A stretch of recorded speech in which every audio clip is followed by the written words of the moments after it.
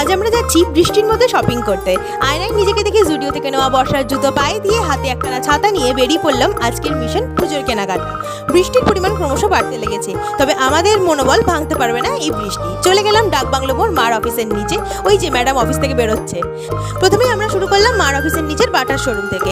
আর বাটাতে কোনো জুতো পছন্দ না হয় আস্তে আস্তে আমরা চলে গেলাম স্টার মলের উদ্দেশ্যে। আর সেখানে গিয়ে দেখি আমাদের মতো অনেকেই বৃষ্টিতে ভিজে ভিজে শপিং করতে এসছে, আর সেটা দেখে তো আমরা বেশ খুশি হয়ে গেলাম। চলন্ত সিঁড়িতে চলতে চলতে চলে আসলাম বাজার কলকাতা। আর সেখানকার অসম্ভব সুন্দর সুন্দর কালেকশন দেখে কোনটা ছেড়ে কোনটা নেবো এটা ভাবতে ভাবতে কেনাকাটা করে চলে আসলাম স্টার মলের ফুড কোর্টে পেট পুজো করতে।